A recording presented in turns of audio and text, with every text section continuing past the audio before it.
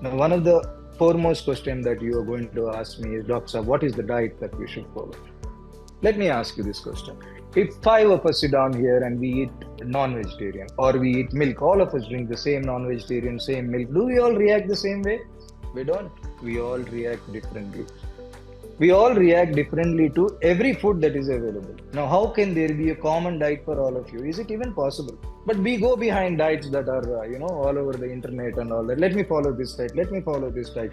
You're not even bothered to find out if that diet will suit you or no. You just blindly do everything that comes your way. How can there be a common diet? When your body is individual, you react differently to a simple thing like milk or non-vegetarian. How can there be a common diet? So,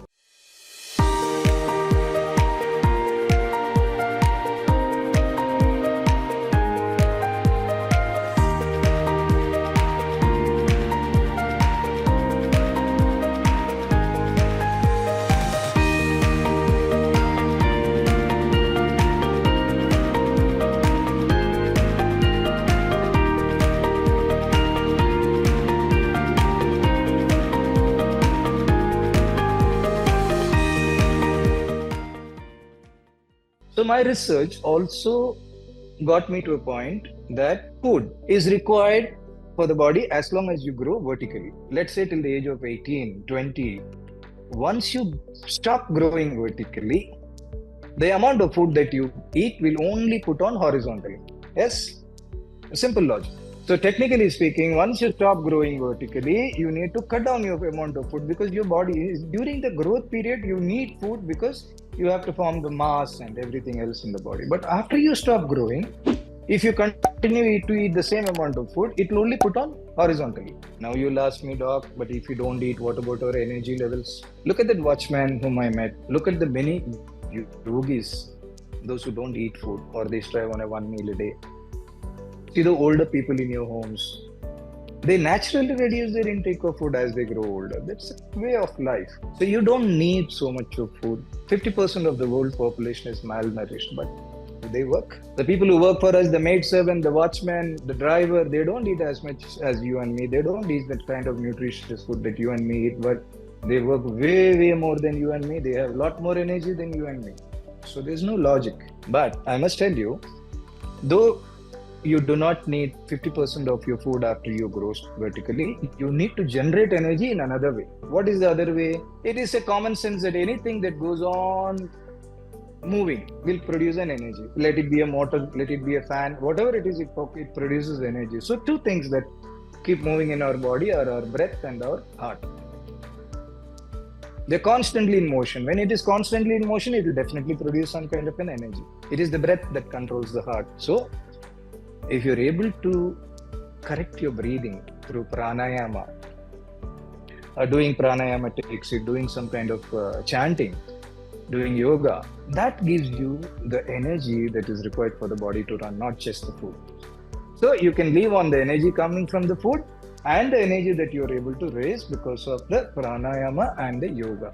So if you're able to breathe the right way by doing pranayama and generate energy, you can cut down on food to a large extent. Now, a lot of people will say, Doc, yeah, I'm about 25, 30. This is the best period in my life. I'm 30. This is the time for me to go out, eat, drink, have fun, make merry. You're telling me to cut down my food by 50%. How is that even possible? Let's look for a logical solution to this. And before that, let's look at one part of it. You have no motivation to do physical exercise. You have no motivation to do any kind of a workout. Why is it that you're not having any motivation to do? Try and go back and see. Does this mean that you've given up? You've tried to lose weight, but you've not lost weight, so you've given up. So you have no motivation to do it. So this given up is a change that you made in your brain. Once you make up a change in your software that I have given up, it is very difficult to change it until you change your software. So there is a need for you to go back and undo what you have done. I am not giving up. I will do something about it. It's important. Now, let's look at what can be done for you to keep away from that kind of a food. You're 30, you don't want to compromise. Let's look at it logically. Who has told you how much of food you should be eating when you were a child? Beta, you must eat this much of food, this much of breakfast, this much of lunch, this much of dinner. The quantity was told to you by your mother. Who told your mother how much to eat? her mother, and her mother would have heard it from her mother. So let us go back 3 generations. We are blindly eating as much as our great grandparents used to eat because we've been told that you must eat so much.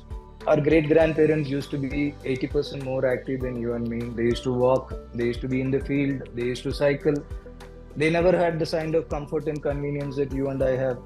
So they used to eat so much. Does it anywhere make sense to you to eat as much as your grandparents are eating and we overeating? Let's look at the simple fact. After you eat, food is essentially for energy. After you have a meal, do you feel energetic and bubbly, or do you feel dull, sluggish, and you want to lie down?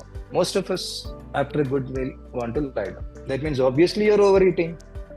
Obviously, it is making your system sluggish, but we are not thinking because we are conditioned to eat so much. So we continue to eat so much. Now, let me give you a few facts.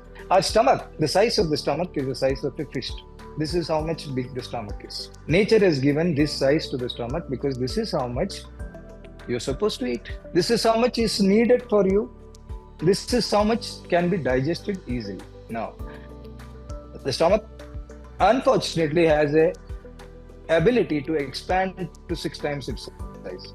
So the more you eat, it expands like a balloon. It keeps on expanding and you go on eating. Now, where it can digest so much food, you're giving so much food to digest. So what happens? It gets partially digested. And this partially digested food is what causes all your problems. So let us try and see or give the body what it wants. You must eat this much every 4 hours. Now 4 hours is the time that it takes to digest whatever is there, but this much, not this much. 4 hours. So if you can take a bowl which fits into your hand and eat that much of food, whatever you want, you put in it. Whatever you want, no restrictions. Rice, dal, chicken, fish, vegetables, but only so much. Don't pile it up, but this much. Have it every 4 hours. I'm not asking you to restrict any food.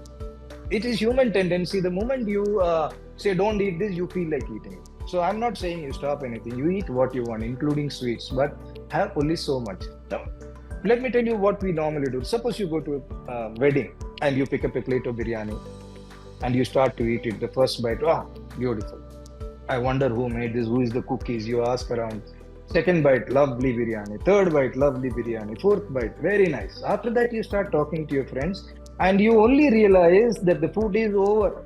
You do not enjoy the food. Or you take a bowl of ice cream. The first bite is very tasty. Second bite, third bite. Then you finally realize when it is just about getting over. This is called as unconscious eating. We are sitting in front of the TV and eating. We are talking to somebody and eating. We are not enjoying the food that we are eating. We are just eating till we get full and one sound comes from inside, enough, I can't take anymore. That's when you keep the plate down and you're not enjoying anything of it. So unconscious eating is one of the biggest problem that we are having. And that is where we are all messed up. So if you're able to take your meal in this, put it on the plate, separate it, take smaller bites, break it into pieces, take each bite, enjoy the juice that is coming out of it, the taste that you're able to experience from that. Every bite, trust me, you will be very, very satisfied mentally, in taste, in everything, except your stomach will complain, I'm not full yet, I need more. But that will take a few days. The stomach, as much as it is capable of expanding, it is also capable of contracting. So over a period of time, when you give it less and less and less, you slowly bring it to the level of the required. Now start having a meal every 4 hourly. Slowly extend it to 5 hours, 6 hours, 7 hours, 8 hours, 12 hours, 16 hours. Now 16 hours fasting, intermittent fasting has got a Nobel Prize. Science used to say before you have to eat every 4 hours, otherwise you'll develop acidity. Now they are saying you eat once in 16 hours, that is the best for you. So expand, listen to your stomach. It's very important to listen to your stomach. You see, a lot of you will ask you, Doc Sab, how can I eat so much? I'm used to eating so much. What will happen to my energy levels? Let me give you a logic. The stomach is capable of digesting so much with its energies. You give it so much. So all the energy that is made in your body goes towards your digestion. The rest of the body is depleted of energy. That is the reason you feel like you're yawning and all that. The moment you redirect these energies, make it smaller, the stomach will need very little energy to digest the food. The rest of it will go to your rest of the body and you will feel more energetic than you were. You will feel less sleepy than you were. You will feel more agile. You will mentally feel very, very good. Emotionally, you will feel very good. So get onto this diet and you see what magic it can do for you. Now, one of the foremost questions that you are going to ask me is, Doctor, what is the diet that we should follow? Let me ask you this question. If five of us sit down here and we eat non-vegetarian or we eat milk, all of us drink the same non-vegetarian, same milk, do we all react the same way? We don't. We all react differently. We all react differently to every food that is available. Now, how can there be a common diet for all of you? Is it even possible? But we go behind diets that are, all over the internet and all that. Let me follow this diet. Let me follow this diet. You're not even bothered to find out if that diet will suit you or no. You just blindly do everything that comes your way. How can there be a common diet? When your body is individual, you react differently to a simple thing like milk or non-vegetarian. How can there be a common diet? So, the only diet that has been traditionally followed for thousands of years is the Ayurvedic diet. Now, what is an Ayurvedic diet? You go on to Google and type dosha quiz. It's called as a dosha. DOSHA quiz. Once it'll ask you a lot of questions. It'll ask you about your physical, mental, everything. And once you're able to fill in the form, it'll give you what is your dosha, your Vata, Pitta or Kapha is high. Explore further on Google itself and my Vata is high. What are the foods I can eat? What are the foods I cannot eat? Now, this is individual diet. This is what you must follow and there is no other way. At least be aware of what is good for your body, what is not good for your body. It's as simple as that. So as far as diet is concerned, my suggestion is go for the Ayurvedic dosha quiz. You find out which is high and then do the diet. The next most important thing that I would say when you're having obesity is balancing the five elements. This is very important. This is called as Panchabhutal or five elements.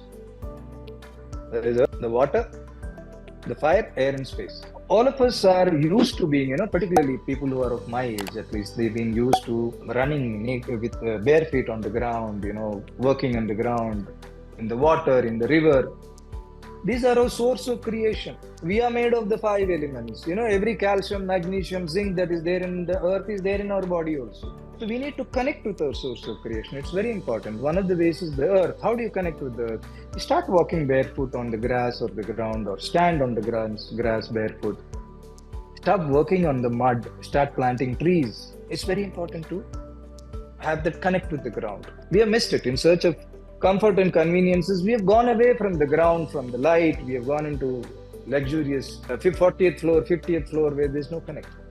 Number two is water. Do you know that 70% of your body is made of water? So we need to connect with the water element and that is done by taking a long shower. Have you ever noticed you come back home very tired physically, emotionally, but you have a shower and suddenly you're fresh? How is it that you're fresh? It is not the temperature that is giving you that. The water which is falling on you has a lot of vibration and memory. Those vibrations, they increase the vibrations within your body and you start to feel energetic, rejuvenated. So have long showers. Spend a lot of time in the pool, water. The fire or the sun. Stand in sunlight every day. Sunrise, sunset.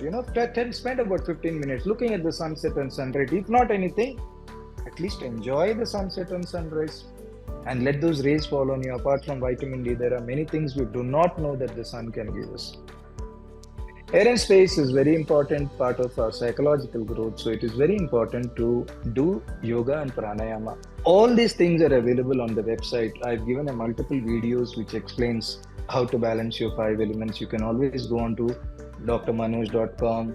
I then started to research how obesity affects a person emotionally. Once you become obese, you withdraw socially. You don't want to be seen in public. You don't want to go people. You're okay in the initial stage. You are the butt of their joke. They call you names and all that. But over a period of time, it starts affecting you and you say, nee, I'm not coming. So slowly you withdraw. You come inside, You stay on your own. You're comfortable being on your own. You don't want to expose yourself. I wonder why a lot of people don't go to the gyms. How the hell can you enjoy in a gym when you are obese and you're going to a gym and you're seeing such chiseled bodies in the gym? I mean, a mere sight of them itself will make you the complex.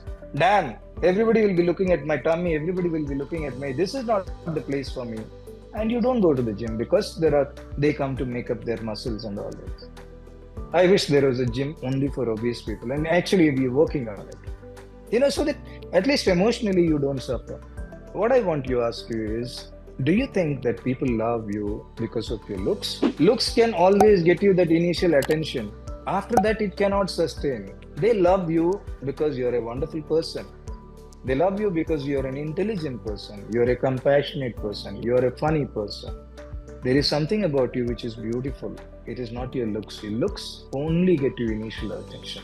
You're a very good looker and you're an idiot. Nobody will be there for you. But people love you for what you are as a person.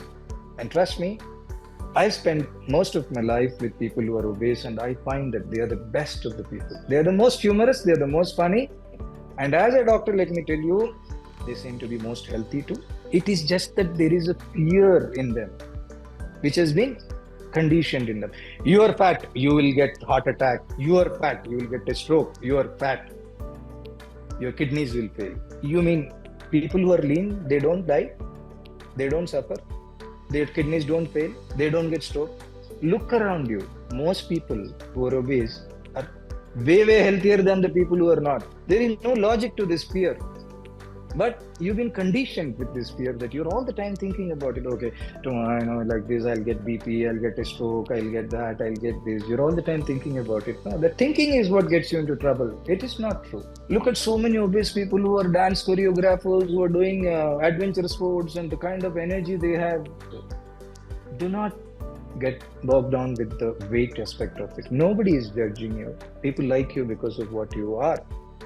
Ladies who are getting into obesity during their menopausal time, there are 2-3 reasons why they get into obesity. Number one is the hormones that changes. It reduces their metabolism, so they tend to pile on weight. But menopause is the time when they have a whole lot of issues. They have issues with their children, teenage children, children getting married, daughter-in-laws into the house, whole lot of issues. So they are emotionally deprived. When you're emotionally troubled, what do? You go to food as comfort.